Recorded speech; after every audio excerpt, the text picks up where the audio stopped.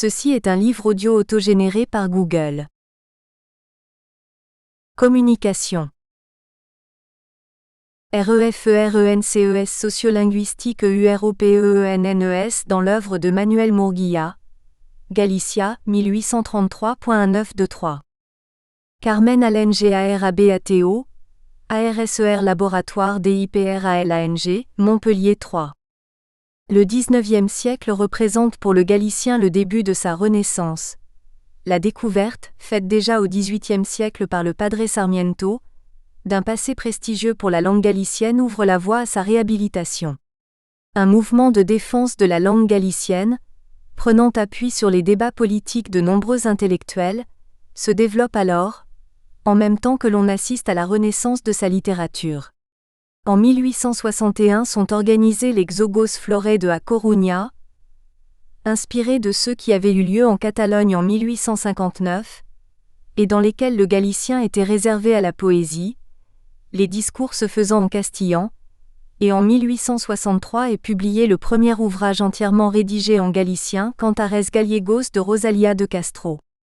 Commence ainsi le Rexurdimento, entreprise de récupération linguistique, littéraire et culturelle qui fera surgir un processus de construction nationalitaire et établira les bases du fait national différentiel galicien qui débouchera plus tard sur la revendication d'un espace politique propre.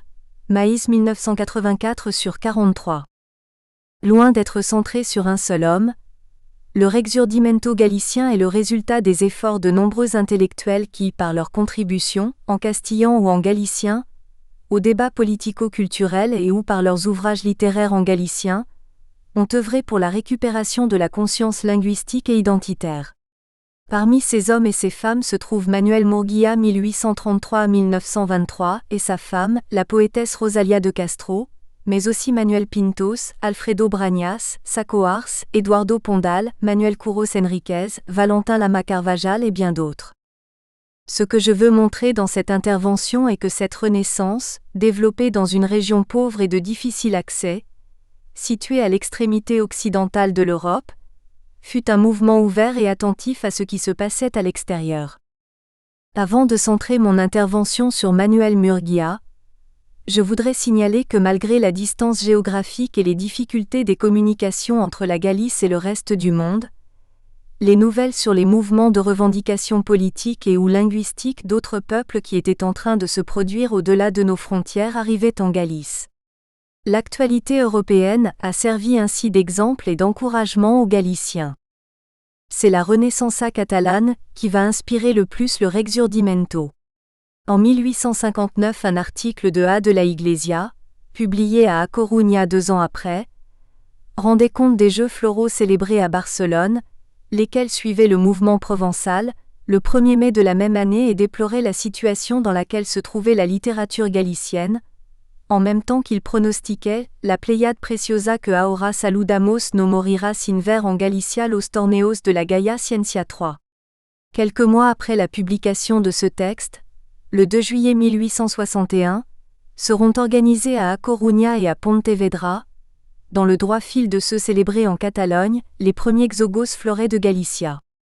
D'autres jeux seront organisés par la suite, parmi eux ceux de Pontevedra en 1884 auxquels participe le poète catalan Víctor Balaguer, qui manifeste dans le discours prononcé à cette occasion son soutien à la cause galicienne. On peut voir dans Hermida 1992/121 les réactions à son discours. 4. Quelques années plus tard, on le verra, Murguía participera lui au Joc Floral de Catalunya. Mais des nouvelles d'autres peuples plus lointains arrivent aussi en Galice. Des revues galéguistes, à Montera, la Patria Galega, rendent compte de certains événements qui s'étaient produits à l'étranger et qui pouvaient servir d'exemple aux Galiciens. En voici 2 exemples cités par C. Hermida, 1992/275, concernant la Provence et la Pologne. La Revista Francesa y Regionalista le mois cigalier, communica a sus lector la noticia de haber dado principio en la iglesia de San Lorenzo de Marsella a una serie de sermón provenzales que predica el popular orador sagrado, presbítero Javier de la Fourrière. Sería de oír a cierta gente si en cualquiera de nuestra comunidad se prediqueis en galego. El ministro de culto de Alemania, Mr. de Zetlis, ha dictado una disposición acertada, autorizando a los profesores de Polonia para que puedan enseñar y explicar en la lengua del país. Esta explicación, dice el Monitor de Rome, ha sido acogida con gran satisfacción por los polacos. La presse se fait aussi écho de tout signe qui pouvait montrer la réception de la littérature galicienne en dehors de la Galice comme le signal R. Marigno, avec cet exemple révélateur. O francés y o italiano traducenze obras poetica de Pondal, o alemán y o inglés a non completa historia da literatura galega, de Besada, estudia con atención o principe Bonaparte o noso idioma, literatos como Teofilo Braga confessan o desarrollo prodigioso da nosa literatura y apresan a eno que vale, a Academia Castillan publica magnifica edición das cantigas galegas do rei Sabeo, qu'important poids, os ataques y o depreceos d'unios pucos exclusivista dumatizante. Avant de finir cette partie introductive, il faut signaler un élément important de soutien, matériel et moral, et d'ouverture à l'extérieur du mouvement de Rexurdimento, les Galiciens émigrés. En effet, la Galice étant une terre d'émigration, surtout à partir de la première moitié du XIXe siècle, les Galiciens émigrés, rassemblés dans les centros gallegos, ont joué un rôle politique, social et culturel très important. Parmi eux, pendant l'époque qui nous concerne, il faut souligner le Centre Gallego de la Habana, le plus actif de ceux qui existaient à l'époque, Marigno 1998 sur 431-437. Ce centre culturel joua un rôle important dans le mouvement régionaliste dès la fin du XIXe siècle. On y publie de nombreuses revues et livres, écrits entièrement ou partiellement en galicien. Ainsi le rappelle Manuel Murguía en 1890, lors de sa conférence prononcée à la Liga de Catalunya. Nuestro Centro Gallego de la Habana constitue, en unión de los que se conocen en el resto de la isla de Cuba, la expresión más clara y efectiva de nuestro regionalismo. Todo el está en cuerpo y alma con Galicia. Aquella sociedad, cuya importancia no se conoce bien, porque en Madrid, de donde todo irradia, no se quiere conocer nada que no salga de su seno o en el busque la vida. Cuenta entre sus socios lo más rico, lo más inteligente, la más entusiasta de la colonia galega en aquella capital, 6163 socios, cuyas quota anual, permiten sostener un establecimiento de enseñanza, facilita pasare gratis a aquellos de sus paisanos que por enfermedad necesitan restituirse al país y no cuentan con medios para ello.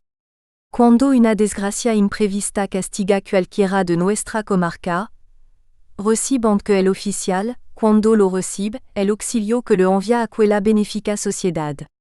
Es más, note cosa que interesa a Galicia o que contribuya a hacerla conocida y respetada que no cuente con la ayuda del centro. Manuel Murguía est l'un des intellectuels de l'époque qui a le plus contribué à la formation d'une conscience identitaire galicienne. Auteur, entre autres, d'une Historia de Galicia en 5 volumes, 1865, 1866, 1888, 1891, 1913, il collabore régulièrement à de nombreux journaux et revues. Intégré à la mouvance régionaliste, il parle cependant sans hésitation et tout au long de sa vie de la nation galicienne, dont les principaux éléments constitutifs sont le territoire, la race, la langue et l'histoire. Tiene territorio perfectamente delimitado, raza, lengua distinta, historia y condiciones especiales creada gracia a esa misma diversidad, y por lo tanto necesidad que ella solo mide en toda su intensidad, aspiraciones que ella solo sabe a donde llegan constituye, puis una nación, porque tiene todos los caracteres propios de una nacionalidad. Suiza no tiene más población, ni Bélgica más territorio. Mais à cela Murguía ajoute un facteur important, la conscience et la volonté. Lengua distinta se ha dicho siempre distinta nacionalidad. Sintiéndolo así Galicia, se tuvo constantement por nación de hecho. Ce facteur constant dans sa pensée, il l'emprunte à Mancini comme il reconnaît en 1889. Según Mancini, y definición que aceptamos, nación es una comunidad natural de hombres que unidos en una vida común por el territorio, el origen la costumbres y la lengua tienen conciencia de esa comunidad. 13. Homme d'une grande culture, il connaît les travaux des auteurs européens les plus importants de son époque, qu'il n'hésite pas à citer abondamment. Tout au long de ses ouvrages et articles, nous trouvons de nombreuses allusions, des titres d'ouvrages ou des citations d'historiens, de philosophes, de linguistes, d'écrivains, européens. La liste est longue et variée. Outre des auteurs espagnols, il cite fréquemment des ouvrages publiés en France, que ce soit d'auteurs français ou des traductions d'autres langues au français, plus rarement des ouvrages écrits en anglais. La liste non exhaustive d'ailleurs, de plus d'une centaine d'auteurs étrangers et d'ouvrages cités donnés par Verisco 1976, pour la plupart contemporains de Murguía, montre sa culture et son ouverture aux idées venues d'Europe. G. Humboldt, Michel Bréal, Amédée Thierry, Ersard de la Villemarqué, Max Muller, Renan, Ricard, Prudhomme, Diez. Ces articles abordent divers sujets anciens ou actuels. La littérature confère. La literatura de los pueblos eslavos, l'histoire, confère del uso de la legumbre en Grecia y en Roma, la politique, confère. Parnell, à propos de l'homme politique irlandais Charles Stuart Parnell, la musique, confère. Giuseppe Verdi, ou Cantos Populares de Inglaterra. Par ailleurs, il fait allusion à plusieurs reprises à des événements historiques et sociolinguistiques qui se produisaient dans d'autres pays. La France, l'Italie, l'Angleterre, mais aussi la Hongrie, la Pologne. Vive Hungría feliz barro el poder del Austria, y tal vez vivirán de la misma manera en lo adelante grand pueblo barro poder fuertes, y en possession de más sana maxima de gobierno que a lo present rigen en la naciones poderosa. A que se debe su autonomia? A una modesta academia que para el estudio de la lengua húngara, y para su uso como lengua literaria, se creó a principios de este siglo. No por modesta dejo de ser fecunda. Hungría tuvo pronto poetas populares y que escribió en la lengua materna, porque en casos semejantes son siempre los poetas los que anuncian la buena nueva. Tuvo después literatura nacional y tras las sangrientas jornadas de 1848, vida propia y propio gobierno. Hecho elocuente que dais cuanto la grande cosas tienen aves pequeños y oscuros origen. Para prevenir este mal y otros no menos grave, ya no queda otro remedio que devolver la vida de que carecen a la provincias, haciendo al Estado verdaderamente poderoso porque lo son todas sus partes. E esta tendencia general, clara y manifiesta, en especial en los paisares con pasado autonómico poblados por una raza dada, con idioma y costumbres propia. Y así, tanto en España como en Francia, hay muchos pueblos que dicen verse en una situación ya que no igual, análoga a la de Hungría dentro del Estado austriaco. En Inglaterra, tendrá bien pronto Irlanda parlamento propio y verá su lengua elevada a la categoría de la langas oficial, sin romper por eso los lazos que les unen a la familia slava, Bohemia y Polonia suspirant por su autonomía. Par su part, Bélgica y Portugal no quieren perderla. Suiza vive contenta, y el sistema de los pequeños estados, aussi de los estados puramente nacionales, empieza a prevalecer en el ánimo de los más insignes políticos, en oposición a esos grandes imperios que son la plaga de la humanidad, y que al parecer y para nuestro castigo, continuarán siendo un hecho durant algún tiempo. Manuel Monsieur Murguía éprouve une admiration spéciale par les Catalans, sûrement ses inspirateurs les plus directs, et qui joue probablement un rôle important dans son ouverture au reste du monde. Il établit des liens physiques avec eux. En 1890, invité par les responsables du régionalisme catalan, il voyage à Barcelona et participe aux Jeux Floraux. Il est nommé maître en gai saber et il prononce un discours devant la Liga Catalana. Dans son discours, il se réjouit alors du fait que le régionalisme galicien soit comparé par certains aux Catalans. Falta tan solo entrar decididamente en el camino de la reivindicaciones. No se necesita más que acción, y por más que, como dijo el rey católico, es tan difícil unir a los gallegos como desunir a los catalán, habiendo experimentado tantas veces los dolorosos resultados de esa desunión y aislamiento particular y público tan común entre nosotros, abrigo la esperanza de que hemos de llegar a algo sólido, a algo que levantara mi país al puesto que de todo derecho le pertenece. Por de pronto y gracia al espíritu regional, Galicia, a la cual solo se conoce en Madrid por los impuestos que satisfeis, figura hoy después de Cataluña entre los que más se extreman en la defensa de sus intereses particulares. El llegamos ya a aquel punto especial en que los enemigos del regionalismo no han hecho el honor de contarnos entre sus combatientes y decimos que en este punto somos tan pecador como vosotros. Precioso e inesperado triunfo. Para ellos en España no es más regionalista que catalán y gallegos, y dicen bien, si entienden con esto que Cataluña y Galicia son las viejas provincias que con más calor y constancia aspirant à recobrar su antérieure autonomia. Ce sont peut-être les Catalans qui lui font connaître les écrivains provençaux. Les références à la littérature provençale rendent compte de son admiration envers le mouvement fait libre, mais montrent surtout qu'il était bien au courant de ce qui se passait en Provence, et qu'il connaissait bien l'œuvre de Mistral bien avant que celui-ci ait le prix Nobel de littérature en 1904. Ainsi, en 1866, 8 ans après la publication de Mirelas en France, il regrette le manque d'implication des écrivains galiciens qui n'ont pas voulu utiliser leur langue et qui l'ont laissé dans les mains de poètes médiocres. Les écrivains provençaux, et pas seulement Mistral, lui servent alors de contre-exemple.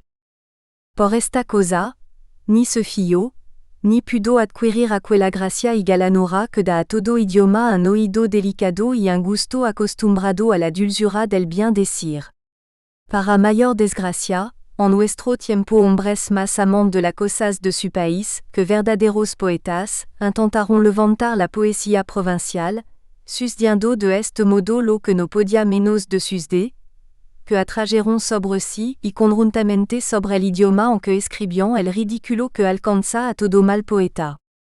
Cabalmente para lo que se necesita más genio, es para hacer pasar una lengua vulgar al uso y dominio de la poesía, y carecen alguno de nuestro poetas, no solo del ingenio de los Jasmin, Rumani, Mistral, etc., sino hasta de gusto, eran malos poetas y por lo mismo malos hablistas.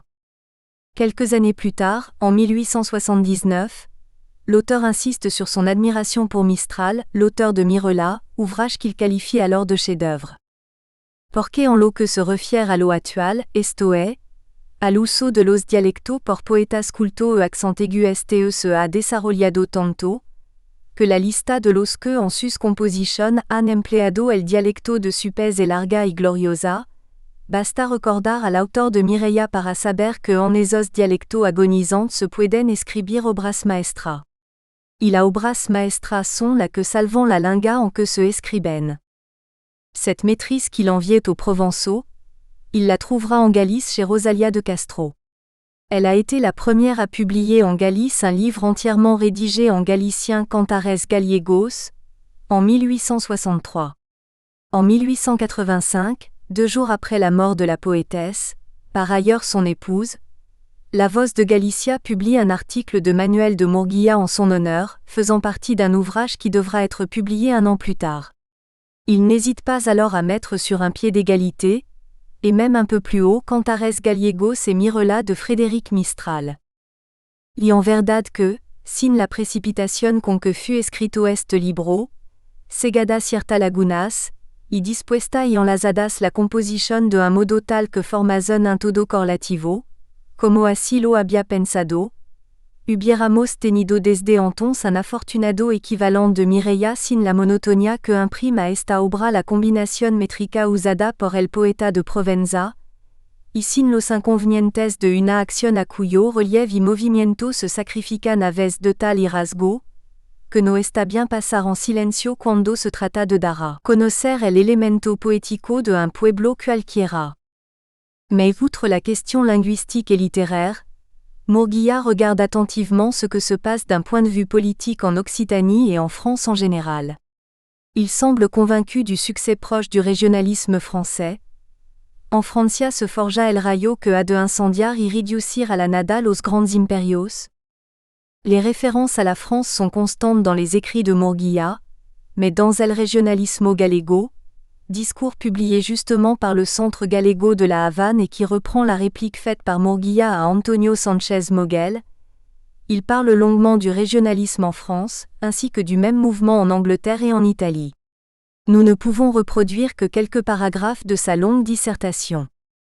En esa Francia que parece heredada de la antigua Roma por mucho que se exageró la centralización, en esa Francia que se proclama todavía una et indivisible, Regno escribe, la province, ce qu'elle est, ce qu'elle doit être, y en la cual viennent à affirmarse que la fortificaciones de Paris separan la capitale de la provincias, como la tumba separa la vida de la nada. En esa Francia, Odise Barrault proclama que el patriotismo, la libertad, el valor propio del individuo et en sentido inverso, proporcional a la dimensiones del pe, que tanto más grande la nación, tanto es más pequeño el individuo. En esa República, una e indivisible, el principe broi firandos en la tentativa de la renovación política de la provincias, la aplaude. En ella el mismo Tocqueville afirma que, cuando Luis XIV decía, el Estado soy yo en los mismos días en que la centralización gubernamental era lo más fuerte que pudiera concebirse, la centralización administrativa era menor que la de nuestro días. Barrault el cielo que alegra la patria de los girondinos, Ricard escribe le fédéralisme y lo dedica al pays de Languedoc. No es verdad que la comarca bilingue de Francia, no combattant por su autonomía, siquiera así teóricamente. El mismo Mistral en el famoso banquet de Saint-Rémy, septiembre de 1868, terminaba su brindis con estas memorable palabras.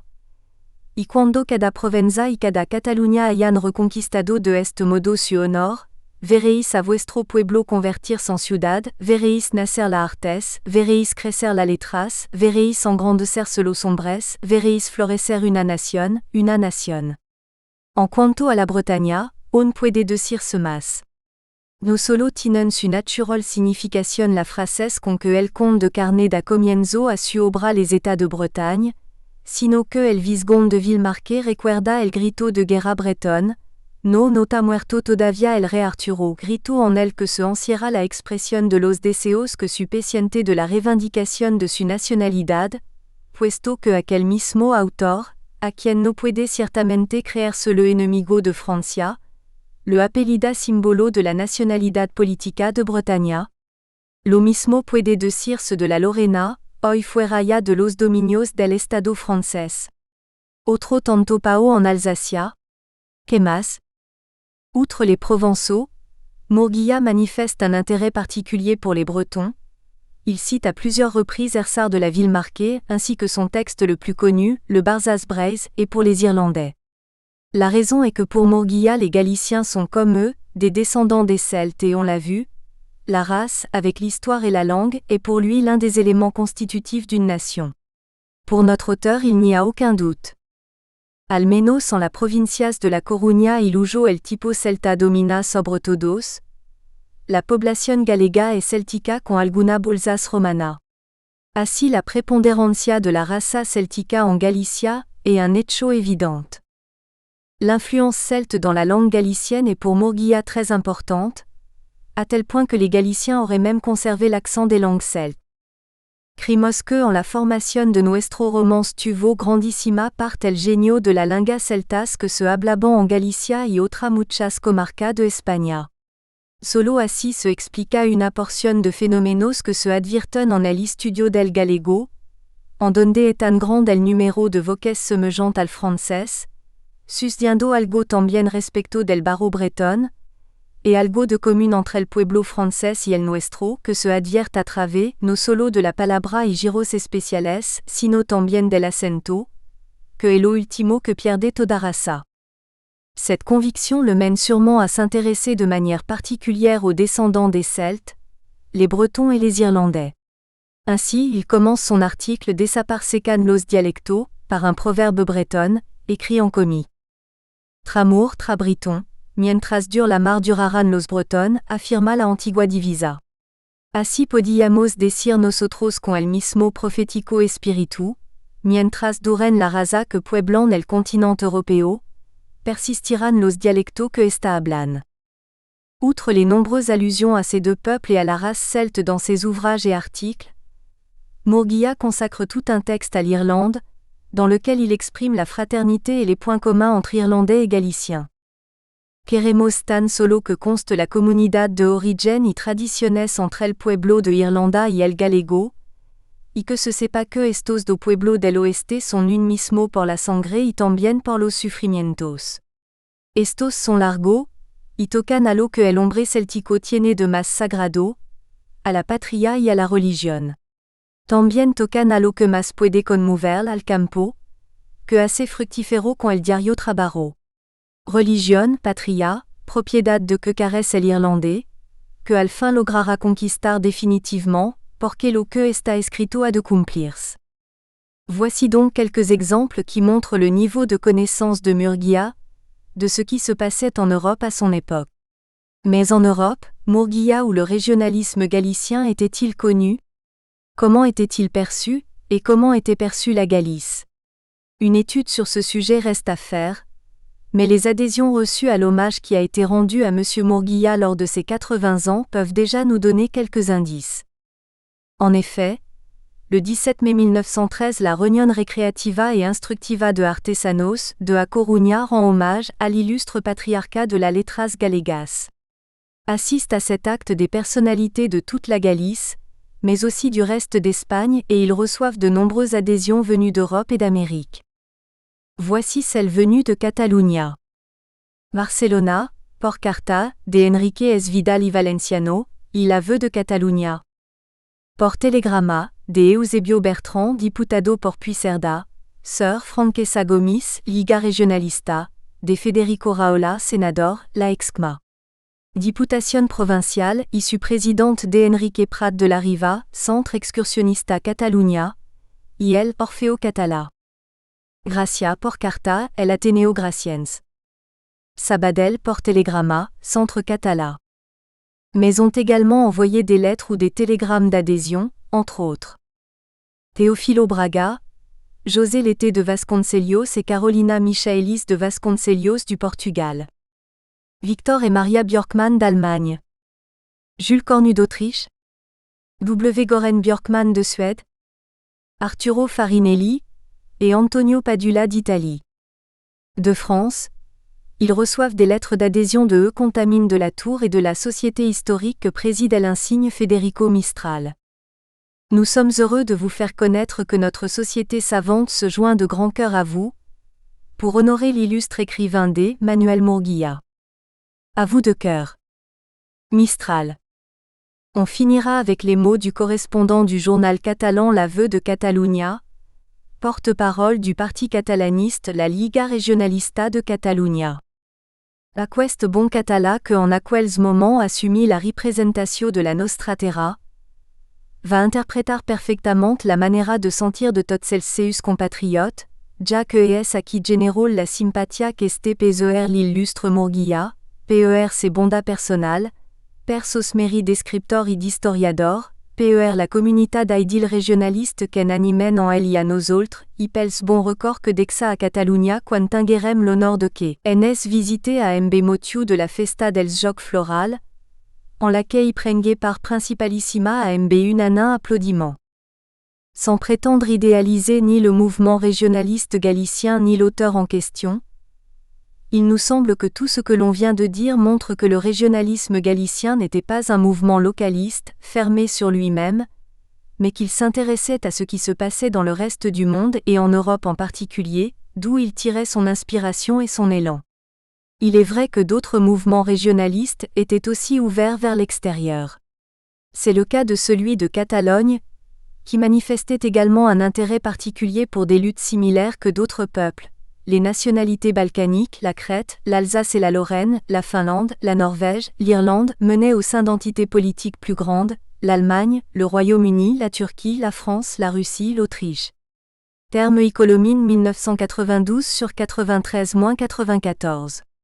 Mais dans le cas de la Galice, pauvre et isolée géographiquement, cette ouverture est sûrement plus surprenante, et va à l'encontre, me semble-t-il, du stéréotype d'une Galice archaïque et repliée sur elle-même. Par ailleurs, les exemples que je viens de donner prouvent que tous ces mouvements de revendication linguistique qui ont accompagné l'éveil des nationalités en Europe n'étaient pas des faits isolés, mais que des contacts, directs ou indirects, existaient entre eux. Murgia est sûrement un digne représentant de son temps, et de l'esprit d'ouverture qui a caractérisé l'époque concernée. Entre DEGENERESCENCE et permanence. Langue, poésie et nation bretonne face au temps dans le BARZAZBREIZ de Théodore Hersart de la Villemarque. 1839-1845-1867. Nelly Blanchard, Université de Bretagne occidentale.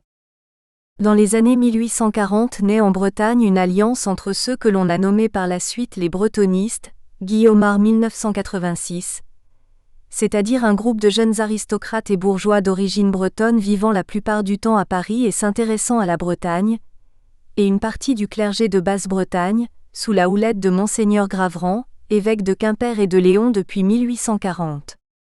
Malgré des intérêts parfois divers, plus culturels pour les uns, l'histoire, la poésie, la langue, plus politiques ou idéologiques pour les autres, notamment par la vision de la langue bretonne comme un cordon sanitaire, un rempart empêchant les idées nouvelles d'entrer en Basse-Bretagne, cette alliance va finir par être ressentie par ses membres comme un mouvement général, la Villemarquée 1843-2 sur 189.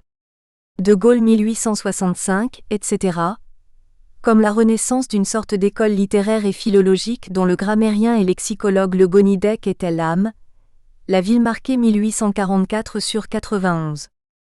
Théodore Hersart de la Villemarquée, jeune aristocrate originaire de la région de Quimperlé et cherchant à Paris à se faire une carrière de littérateur, est à cette époque âgé de 25 à 30 ans et fait très vite partie des acteurs de ce groupe qui incarne selon lui l'esprit des temps nouveaux. La Villemarquée 1843-1 sur 102. Il évoque cela dans bon nombre de ses articles des années 1840 à 50. Il réédite le dictionnaire du maître Le Gonidec en le préfaçant et l'augmentant. La Villemarquée 1847. Il publie avec l'abbé Henry une traduction bretonne des Annales de la Société de propagation de la foi pour l'évêché de Quimper et de Léon dans L', orthographe du maître, etc. Mais la Villemarquée est surtout connue comme l'auteur du Barzaz-Breiz, l'un des ouvrages les plus célèbres de la littérature bretonne du XIXe siècle, si ce n'est le plus célèbre. Pourtant, s'il est normal de ne trouver aucune référence à ce mouvement en 1839, date de la première édition du Barzaz-Breiz, Paris, Charpentier, puisque Monseigneur Graverand n'a pas encore exprimé son soutien aux bretonistes, on remarque qu'il n'y a pas non plus de traces de revendication linguistique dans ce texte. Plus étonnant encore, la Villemarquée va rééditer son texte à plusieurs reprises et le modifier largement en 1845 et en 1867, Paris, Deslois, Paris, Didier. Cela aurait pu être l'occasion d'une modification dans le sens d'un manifeste, ou du moins d'une évocation des buts des uns et des autres. Mais cela ne fut pas le cas, Monseigneur Graverand et le mouvement linguistique amorcé n'est mentionné qu'une fois en 1845 et précisément dans une note de bas de page. La Villemarquée 1845, 62, et n'apparaissent plus dans la dernière mouture, celle que l'on connaît aujourd'hui. Comment expliquer que la Villemarquée, partisan de ce nouveau mouvement et formulant dans le Barzaz-Breiz une pensée sur la nation bretonne, sur la poésie et la langue bretonne, n'y ait exprimé aucune revendication linguistique? Pourquoi le Barzaz-Breiz est-il perçu comme une référence de la construction d'une image nationalitaire de la Bretagne au XIXe siècle, Barthaud Leclerc 1979? Une véritable légende des siècles pour les uns, Rudel 1950 sur 41, un bréviaire pour D'. Autre, Tiercelin 1894 sur 272. Voir le code du patriotisme breton pour certains autres, Aymon 1947 sur 100, alors qu'aucune revendication, qu'aucun programme n'y sont exprimés? Quelles sont les raisons du succès symbolique du Barzaz-Breiz? Je vais tâcher d'apporter des éléments de réponse à ces questions en rappelant dans un premier temps en quoi le Barzaz-Breiz est une construction d'une pensée sur la nation, la poésie et la langue bretonne, puis en confrontant ces éléments à la vision qu'a l'auteur du temps, élément qui a une grande importance et qui permettra dans un dernier temps de dégager le type de vision et d'approche que développe l'auteur dans son texte à propos de la nation, de la langue et de la poésie. La Villemarquée a donné un sous-titre à son Barzaz-Breiz, Chants populaires de la Bretagne. Ce texte comporte en effet une longue série de chants populaires bretons. Pourtant, il n'est pas un recueil de chants comme les autres, cette simplification ferait passer à côté de ce qui fait le poids et l'impact de l'ouvrage. Si l'on note les champs du texte, celui-ci ne s'effondre pas, il lui manque juste ses illustrations comme si l'on avait découpé les images d'un livre. C'est que la moitié du texte, en termes de volume, est constituée des paroles directes de l'auteur, ce qui, sur plus de 500 pages, laisse largement la place pour s'exprimer. Ce que fait La Ville marquée dans une préface, une très longue introduction, dans ce qu'il nomme arguments et éclaircissements, et dans une conclusion. Cet espace, il le crée et l'investit pour en faire une véritable dissertation sur l'homme, la nature, la nation, la poésie, le peuple. La Ville marquée a bâti son texte autour de 3 grands thèmes, le poétique, le national et le religieux. Ces thèmes imbriqués et souvent inséparables fusionnent au sein du peuple breton, et le ciment qui les tient est la langue bretonne. La thématique choisie par l'auteur reflète tout à fait celle du mouvement romantique de son époque. Au niveau européen, il n'est pas un précurseur, mais plutôt un héritier des idées romantiques. Par contre, malgré ce décalage temporel, au niveau de la littérature bretonne, il compte parmi les pionniers de l'expression d'un sentiment national. C'est l'une des premières fois que la Bretagne et la nationalité bretonne deviennent des sujets littéraires. L'auteur parsème son texte de sentiments d'admiration pour ces Bretons qui témoignent d'un amour ardent pour le sol natal, La Ville marquée 1845 sur 487, d'un amour du pays, La Ville marquée 1845 sur 352 476, du plus ardent patriotisme, La Ville marquée 1845 sur 479. Il mentionne tout ce qui marque la nationalité bretonne, allant du costume aux mœurs ou à la langue. Les termes de nation, national et même nationalité jalonnent l'ensemble du texte puisqu'ils apparaissent à 79 reprises dans la dernière édition. Dans le texte, tout prend la couleur du national. La langue nationale, La Ville marquée 1845, 62, la vieille langue nationale, La Ville marquée 1845, 68, les poètes nationaux, La Ville marquée 1845, 68, le biniou national, La Ville marquée 1845, 74, le génie national, La Ville marquée 1839, XVIJ, etc. Sachant que pour La Ville marquée l'apostrophe, adjectif populaire, lui est quasiment synonyme et que ce terme apparaît 197 fois dans la dernière édition, il est clair que le lecteur est plongé dans une construction d'une image de la nation bretonne dont l'ancrage est le peuple et rien ne manque à ce qu'Anne-Marie Thiès appelle la checklist identitaire, Thiès 1999 sur 14. C'est aussi l'une des premières fois qu'est exprimée avec autant de force non seulement la distinction entre la nation bretonne et la nation française, mais aussi l'incompatibilité des deux nations, l'opposition systématique entre ce qui est indigène et ce qui est étranger. Selon les périodes de l'histoire qu'évoque l'auteur, ces étrangers peuvent être les Saxons, les Anglais, mais surtout les Francs ou les Français. Ces 2 autres principaux sont mentionnés 293 fois dans la dernière édition, et la plupart du temps dans des contextes de bataille. Le champ lexical du combat est fort riche dans le texte, se battre, combattre, guerre, lutte, assaut, révolte, envahir, siège, rival, vaincre, armée, soldat, et surtout très densément utilisé puisqu'il apparaît 407 fois dans la dernière édition. D'autant plus qu'il faut lui ajouter celui de la défense, résistance, délivrance, rébellion, ténacité, vengeance, face à ses ennemis qui violent ses coutumes nationales, La Ville marquée 1845 sur 480 et la loi du pays, La Ville marquée 1845 sur 479, terme qu'il augmente de 151 occurrences dans la dernière édition. Une énergie et une force énormes se dégagent ainsi petit à petit du texte, rendant de plus en plus évidente l'existence de 2 entités nationales distinctes et antagonistes. Mais ce qui peut paraître surprenant est l'expression, parallèlement à l'espoir face à cette révolte et une certaine jubilation face au rejet de la nation française, d'un sentiment de mélancolie et de résignation lorsque l'auteur évoque en parlant de la nation bretonne de son époque, les ruines croulantes d'un passé, La Ville marquée 1845 sur 267. Avec une sorte de fatalisme apaisé, il évoque l'union de la Bretagne et de la France comme des fiançailles, La Ville marquée 1845 sur 200, le temps en fiançant la Bretagne à la France. Il raconte le transfert de la fidélité des Bretons de la patrie bretonne vers leur nouvelle patrie, La Ville marquée 1845 sur 482. Il déplore par ailleurs que l'énergie patriotique ne s'exprime plus guère qu'en de rustiques effusions. La ville marquée 1845/267. Il va même jusqu'à dépeindre le tableau d'une montagne au soleil couchant, et explique lui-même la métaphore en précisant que ce soleil près de disparaître était l'image d'un autre soleil qui se couche aussi, lui, pour ne plus se lever. La ville marquée 1845/268-269. Et il en est de même pour la langue et la poésie bretonne.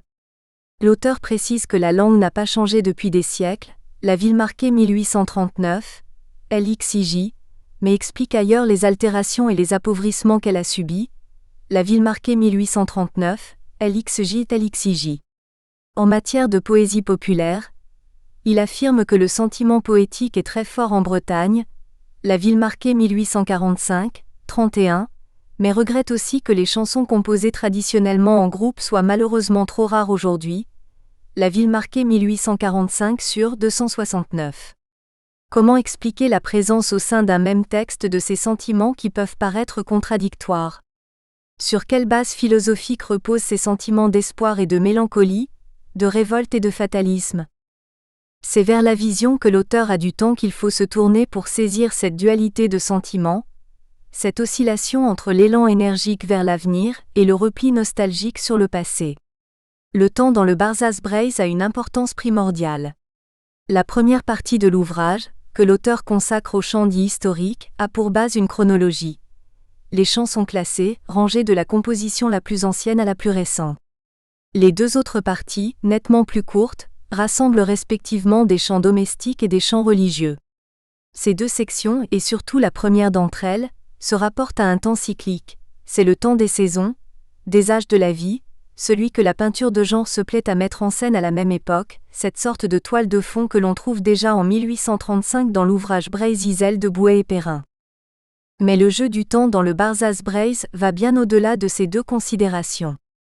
Le véritable fil conducteur du texte, celui qui donne un sens à la suite des chants, est la continuité. Non pas une continuité qui mène au progrès, mais une permanence, une constance des éléments du passé dans le présent. Par un grand nombre de moyens rhétoriques, l'auteur établit une jonction entre le passé et le présent, et finit par faire une évidence de ce lien et de cette continuité. Il utilise beaucoup le vocabulaire de la conservation, Blanchard 2004/83, emploie abondamment les adverbes encore et toujours, Blanchard 2004/358, ne cesse des apostrophes. Établir des comparaisons entre le temps passé et le présent, Blanchard 2004/83-84, mêle les noms anciens et nouveaux de contrées comme par exemple la Bretagne et l'Armorique, le pays de Galles et la Cambrie, Blanchard 2004/86, etc.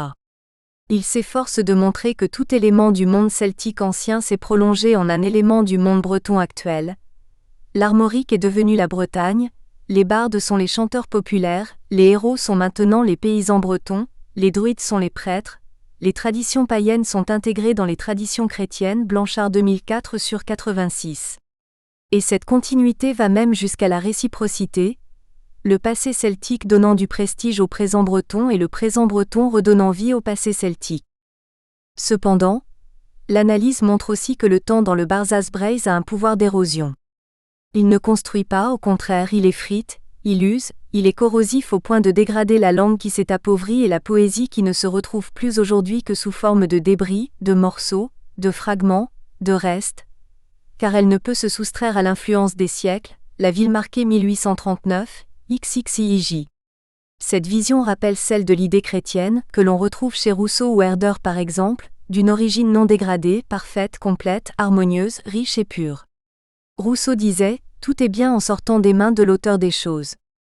Tout dégénère entre les mains de l'homme. » Rousseau 1762-1992/5. La ville marquée, adaptant son propos au chant populaire, affirme que le génie de la poésie populaire dans tous les temps et chez tous les peuples, atteint dès sa naissance son complet développement. La ville marquée 1839, XXIJ, et il précise plus loin que le temps seul les dépouille, la ville marquée 1839, IIJ. Il en est de même pour la langue. Si selon lui elle est aujourd'hui incomplète, elle n'a pas toujours été aussi pauvre. Ces haillons laissent parfois briller les fils d'or d'une splendeur passée, la ville marquée 1839, LXJ. Or cette idée de dégradation des choses au fil du temps entre en concurrence avec l'idée de conservation et de continuité également présente dans le texte. Comment se maintiennent les correspondances entre le passé et le présent, malgré l'usure et la pauvreté du présent? Il est remarquable que le passé, cet âge d'or, cette origine parfaite des choses, ne soit ni datable ni localisable dans le texte. Il se situe aux anciens temps, la ville marquée 1839 sur 197, dans la nuit des temps, la ville marquée 1839, XXXVIJ, dans les temps les plus reculés, la ville marquée 1839, XXIJ, ces temps héroïques, la ville marquée 1867-68. Il est très fréquemment qualifié d'originel, d'original, de primitif, d'éantique, adjectif qui dépasse largement le simple cadre chronologico-géographique et va même jusqu'à le suspendre. Il s'agit davantage d'un temps mental, en dehors du temps chronologique et en dehors de tout espace précis, et qui concerne des parties plus profondes de l'humanité. Et ce nouvel espace est très fortement lié à la nature dans le Barzaz Braise.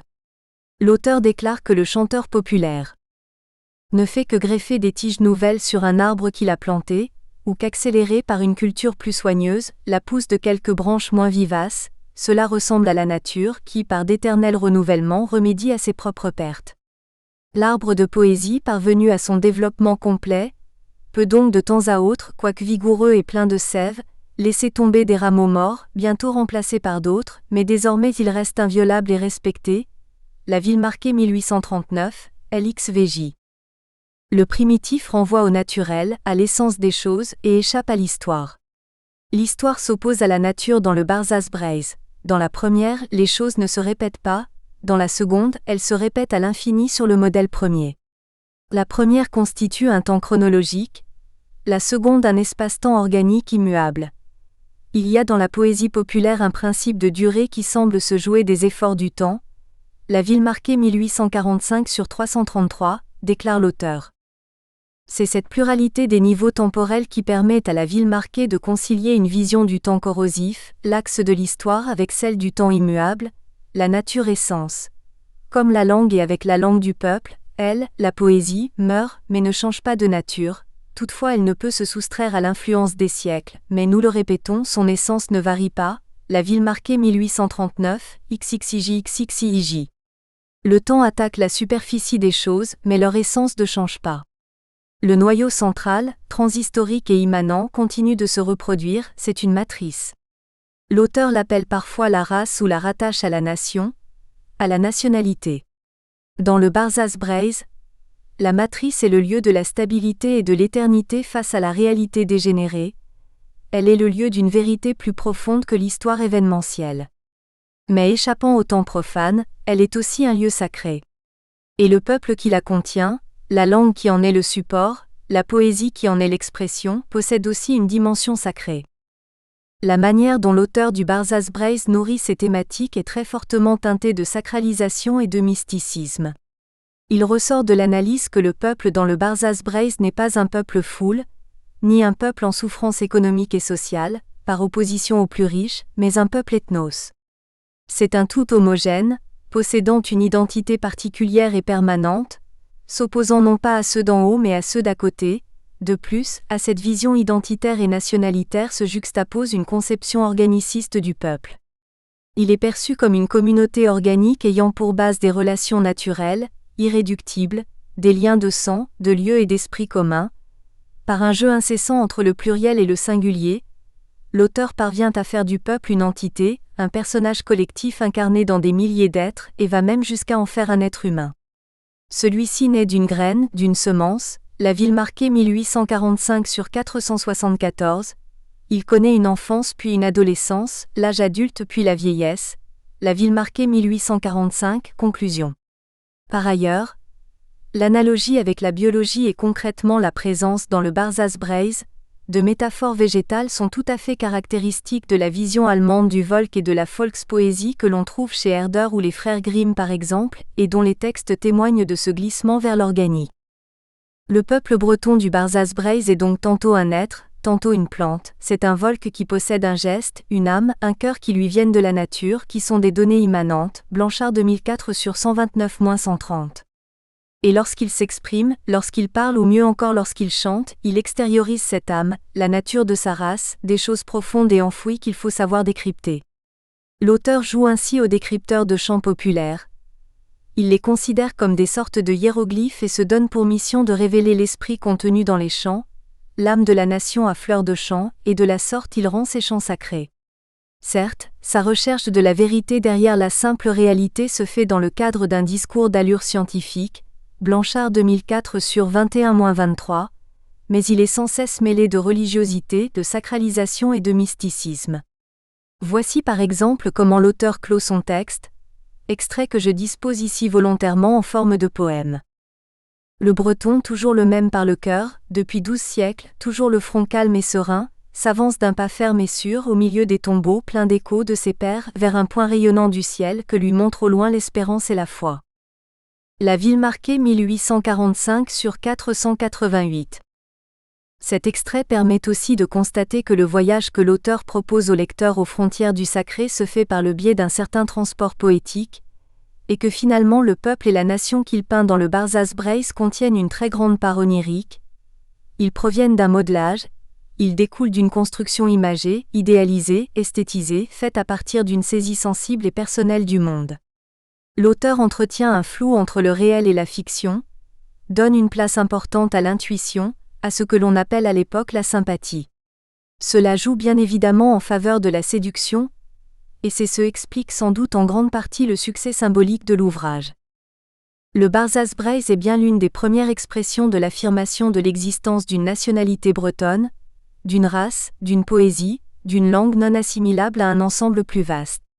Et en tant que tel, l'ouvrage de la ville marquée a eu et a encore un succès important. On reprend des chants qu'il contient, surtout des chants guerriers, on le mentionne comme référence d'une Bretagne dont on rêve. Mais justement cette Bretagne citée comme référence est aussi rêvée, elle est fictive. C'est une Bretagne objet poétique que l'auteur a construit dès 1839 et qu'il a complété, enrichi et dont il a forcé les traits au fil des éditions. Comprendre ce qu'est vraiment le Barzaz Brace permet de mieux saisir pourquoi l'auteur n'a exprimé aucune revendication linguistique dans son texte. Le Barzaz Brace n'est pas un manifeste, il n'est pas non plus un texte idéologique au sens d'un programme politique ou philosophique. Il est une fresque mystique, certes dans un cadre assez rigide, mais que l'auteur est parvenu à rendre sacré et sa transformation en texte revendicatif aurait sans doute causé la perte du charme qu'il dégage. Littérature primaire. Gaulle Charles de 1865, Mouvement de renaissance de la littérature bretonne, Une revue de Bretagne et de Vendée, t. 8, 9e année, 265 à 293. La ville marquée Théodore Hersart de 1839, Barzaz Brace. Chant populaire de la Bretagne, recueilli et publié avec une traduction française, des éclaircissements, des notes et les mélodies originales, par Th. de la ville marquée, Paris, Charpentier. La ville marquée Théodore Hersart de 1843 à 1. Revue de la poésie bretonne contemporaine 1. Une revue de l'Armorique, 15 septembre 1843, 98 à 121. La ville marquée Théodore Hersart de 1843 à 2. Revue de la poésie bretonne contemporaine 2. Une revue de l'Armorique, 15 octobre 1843, 169 à 190. La ville marquée Théodore Hersart de 1844. Poésie bretonne, une revue de l'Armorique et de l'Ouest, décembre 1844, 91 à 94. La ville marquée Théodore Hersart de 1845. Barzaz Brace, chant populaire de la Bretagne recueilli et publié avec une traduction française, des arguments, des notes et les mélodies originales par Th. Hersart de la ville marquée. 3e édition augmentée de 33 nouvelles ballades historiques, Paris, des lois, 1845. La ville marquée Théodore Hersart de 1847. Essai sur l'histoire de la langue bretonne. Préface du dictionnaire tchéto-breton de Legonidec. Publié et complété par la ville marquée, Saint-Brieuc, Prud'homme. La ville marquée Théodore Hersart de 1867, Barzaz Brace. Chant populaire de la Bretagne, Paris, Didier. Perrin-Olivier, 1835 à 1838. Galerie bretonne ou vie des Bretons de l'Armorique, gravé sur acier, avec texte explicatif par M. Alexandre Bouet, Paris, Isidore Persson. Rousseau Jean-Jacques, 1762-1992, Émile ou de l'éducation, Paris-Borda, Col. Classique Garnier. Littérature critique. Wausinger Hermann, 1993, Volkskunde ou l'ethnologie allemande, de la recherche sur l'Antiquité à l'analyse culturelle, traduction de l'allemand par Dominique Lassaigne et Pascal Baudnir, Paris, édition de la Maison des sciences de l'homme. BERTHOLECLERC Catherine, 1979, La naissance des stéréotypes régionaux en Bretagne au XIXe siècle, thèse de 3e cycle, EHESS. Blanchard Nelly, 2004, Une fiction pour s'inventer. Le Barzaz Braise, 1839-1845-1867, dans le mouvement romantique, thèse Brest UBO. Camus Cécile, 1992, L'épiscopat de Monseigneur Graveran. 1840 à 1855, Mémoire de maîtrise, Brest, UBO. Dujardin Louis, 1949, La vie et les œuvres de Jean-François-Marie Maurice Agathe Le Gonidec, grammairien et lexicographe, Brest, imprimerie commerciale et administrative. FLACKE Monica Dir, 1998, Mitten der Nationen. Ein europäisches Panorama, Berlin Deutsches Historisches Museum. Bourvil Francis, 1960. Théodore Claude-Henri Hersart de la ville marquée, 1815 à 9-1895, et le Barzaz Braise, 1839-1845-1867. Origine Edition Source critique influence, Rennes, Auberture. Guillaume Jean-Yves, 1987. Le bretonisme, les historiens bretons au XIXe siècle, Mayenne, imprimerie de la Manutention, Société d'histoire et d'archéologie de Bretagne. Guillaume Jean-Yves, 1992, Le Barzaz Braise de TH. H de la ville marquée, Innora Pierre, Les lieux de mémoire 3-2, Paris Gallimard 526 à 565. Aymon Repars, 1947, La langue bretonne et ses combats, La Baule, édition de Bretagne. Laurent Donatien, 1989, Aux sources du Barzaz Braise. La mémoire d'un peuple, Douarnenez Armène. Rudel Yves-Marie, 1950, Panorama de la littérature bretonne des origines à nos jours, Rennes, imprimerie bretonne. Tanguy Bernard, 1977, Aux origines du nationalisme breton, Paris, UGE, dit 18e, Col. La nation en question. Thiès Anne-Marie, 1999, La création des identités nationales. Europe 18e-20e siècle, Paris Seuil, Col. L'univers historique. Tiercelin Louis, 1894, Hersart de la ville marquée, Une revue de Bretagne et de Vendée, 1894, 269 âmes 274. Il n'est pas de renaissance nationale sans renaissance linguistique, 1925, La Creation de Gwalarn. Ronan Calvé, Centre de recherche bretonne et celtique, Université de Bretagne occidentale. Sur tout ce qui s'est fait, j'écris le mot nihil. Mayakovsky, Le nuage en pantalon, 1915.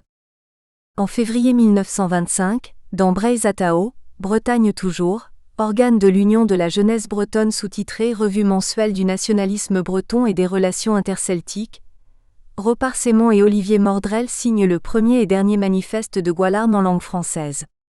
Les deux jeunes hommes, Aymon est né en 1900, Mordrel en 1901, ont en commun d'être cultivés, le premier est agrégé d'anglais, le deuxième entreprend des études d'architecte, et particulièrement déterminé 46. Aboutissement logique d'articles, écrit notamment par Repars Sémon dans le même Braise Atao 47, sur la littérature bretonne et sur la nécessité de tenter quelque chose pour la sauver de l'indigence dans laquelle elle stagne depuis des siècles. Ce manifeste marque l'acte de naissance d'une revue littéraire exclusivement rédigée en breton qui va durer presque 20 ans. Le dernier numéro, le 165, est daté de mai 1944.